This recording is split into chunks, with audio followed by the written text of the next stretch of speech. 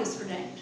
बच्चों, आज हम हिंदी फर्स्ट पढ़ेंगे और पिछली क्लास में मैंने आपको लेसन नंबर 12 पढ़ाया था, मेला आधा पढ़ा था, बाकी पार्ट हम आज पढ़ेंगे। Open your book, page number 69। Start करेंगे मैं। तीरथ अमित कोटि संभावन, नाम अखिल अध नसावन।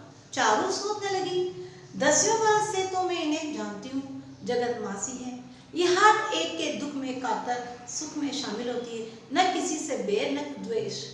पड़ोस में सबसे बोलचाल, रिश्तेदारों में मिलनसार, परिवार में आदरणीय, यहाँ तक कि बहुएं भी कभी इनकी आलोचना नहीं करती। ऐसी प्यारी चरणी मासी, कुंभ पर कौन से पाप धोने हैं? क्योंकि मासी ने कहा ना पाप धोने आई हूँ मैं तीरथ पर, तो उसके दिमाग में आया चारों की कि भाई इतनी मिलनसार है, सबके सुख दुख में काम आती है, किसी से ईर्ष्या द्वेष की भावना नहीं रखती, तो फिर ऐसे कौन से पाप हैं जो यहाँ कुंभ के मेले में धोने आई है?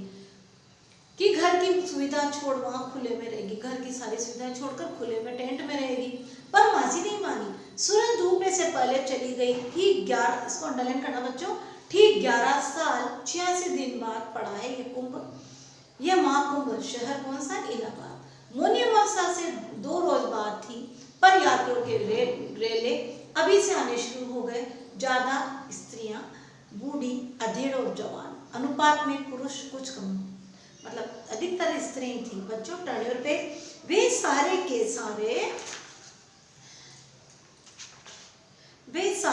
सारे महीनों टिकते भी नहीं है। 1-2 प्रमुख स्नान दिनों का लाभ उठाकर लौट जाते हैं। जो पुरुष आते हैं वो ज्यादा दिन नहीं रुकते, वापस दुनिया की ठेकेदारी में अपने निजी पाप पुण्य का गठन अपने स्त्रियों को थमाकर वे चल देते हैं। स्त्रियां वहां रुकती है तो उनके पाप के गठन किसको सौंप देते हैं? स्त्रियों को। उन्हें पूर्ण विश्वास है कि 1-2 डुबकी लगाने से उनके समस्त पाप धुल गए। सत्य और चारू स्वामी जी के शिविर में पहुंचे। कौन पहुंचे? सत्य और चारू।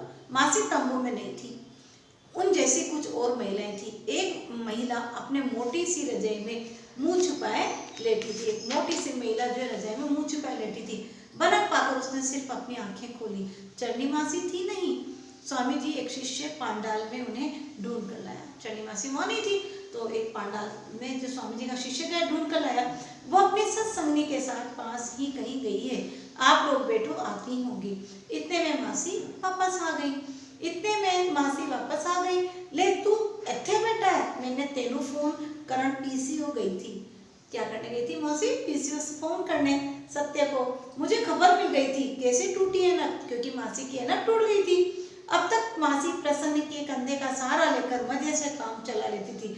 एनक का जिक्र आते ही उसके चेहरे पर उत्तेजना खिंच गई। मत पूछ कि हो गया, मैं मर चली थी। भला सो खाकी वर्दी वाले दा मैनू खींच कर बाहर निकला। जो पुलिस वाला था उसने उसको मदद करी उसकी। तंबू की कई औरतों की मिली जुली बातों से पता चला कि रात 11:30 बजे तारा डूबने से पहले स्नान का मुहूर्त था। स्नान का मुहूर्त तारा डूबने से पहले था। मासी और 4 संन्यासी शिविर से स्नान के लिए निकली।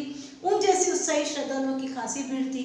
इस समय शाही स्नान के लिए अखाड़े का जुलूस भी वहां पहुंचा। हालांकि पुलिस आमतौर पर अखाड़ों के स्नान के समय मामूली शरणार्थियों को जल में उतरने की इजाजत नहीं देती, पर जो पहले ही 20 धारा में स्नान कर रहे थे उनका क्या किया जाए? अखाड़े में 125 साधुओं ने आते ही प्रशासन के इंतजाम की आलोचना आरंभ कर दी। सबसे पहले साधु का स्नान होता है, आमजनों को स्नान नहीं करने दिया जाता। पुलिस ने माइक पर निवेदन किया कि सब शरणार्थी गंगा जी से निकल आए, पर इतनी जनता को निकालने में कम समय नहीं लगा। ऊपर से अखाड़ा प्रबंधकों के हेकड़ते गए। इस तरह से बीच धार में घाट पर भगदड़ मच गई। बीच में भगदड़ मच गई और सैकड़ों बालों के बोरों के बावजूद यात्री के पैरों के दबाव से किनारे किनारे खूब रपटन और कीचड़ तो थी ही। औरतें फिसल कर वापस नदी में गिरी। बच्चों टर्न योर पेज। उसी भगदड़ में कौन फंस गई? मासी, चरणी मासी फंस गई। और किसी की कोहनी से चरणी मासी के चश्मे की कमानी टूट गई और लेंस चटक गया। सत्य घबरा गया। मासी तुम घर चलो, यहाँ नहीं रहना, 2 दिन घर में आराम कर लो, बहुत हो गया गंगा स्नान। ले 2 दिन तो मौनी अवश्य है, वह तो मैं जरूर नहाना। ठीक है, उस दिन आ जाना। सत्य बोला कि घर चलो, मौनी अमावस्या के दिन आ जाना। उस दिन आना नहीं होना, बहुत भीड़ आएगी। स्वामी जी ने कहा है कोई कैंप से बाहर जाए ना। काफी देरी निष्फल बहस के बाद ये सोचा गया कि सत्य एक छुपाकर लाए और चारू यहीं कैंप में रुके मासी की देखभाल के लिए। मासी ने लाख समझाया कि कोई जरूरत नहीं है, पर वे लोग नहीं माने। तुम्हारे कपड़े में ही ला दूंगा, सत्य ने चारू से कहा। सत्य ने कहा चारू से कि तुम मौसी के साथ यहाँ कैंप में रुक जाओ। चारू के लिए एकदम नया अनुभव था, दुर्लभ और जीवंत दृश्य। मनुष्य के आचार व्यवहार, श्रद्धा भक्ति, दिनचर्या और कैंप अनुशासन के बीच हिचकोले लेते अनेक सवाल और बवाल, पर इन सब में एक अद्भुत सहअस्तित्व की भावना। चारू को लगा बूढ़ों के लिए रिलैक्स करने का इससे अच्छा स्थान हो ही नहीं सकता। चारू को लगा कि ये तो स्थान है जहाँ पर बूढ़े रेस्ट करने आते हैं। सबके चमकते चेहरे देखकर लगता था धर्म एक पिकनिक है और पुण्य एक गंगाजल, जो अब अपने साथ ले जाएंगे यादगार की तरह। सबसे ज्यादा ग्लानि अपने ऊपर हो रही थी चारू को। क्या हो रही थी इसको? उसी के नगर में इतना बड़ा जन समुदाय समूह उमड़ पड़ा है और वह इन सबसे अनभिज्ञ रही। मासी नहीं होती तो यहाँ झांकती भी नहीं। शायद उसके अंदर पाप और पुण्य के सवाल अभी वैसे आंधी नहीं उठाते। उसे हैरानी थी, बच्चों इसको अंडरलाइन करो, उसे हैरानी थी कैसे जीवन के सबसे सूक्ष्म सवालों का इतना सरल और सार्थक कारोबार चलाया जा रहा था। अच्छे से अच्छा सैनिटरी एक्सपर्ट इस स्नान अभियान के आगे निरुत्तर हो जाता है कि संगम में एक डुबकी न केवल इस जन्म के वरन जन्म जन्मांतर के पापों का मंजन करती है। मानो एक बार आप यहाँ नहा लें तो प्रतिदिन अपने आप पाप फ्लश आउट होते रहेंगे। पापों का सुलभ इंटरनेशनल इत्यादि। बच्चों आज यहाँ तक पढ़ेंगे, नेक्स्ट हम नेक्स्ट क्लास में पढ़ेंगे।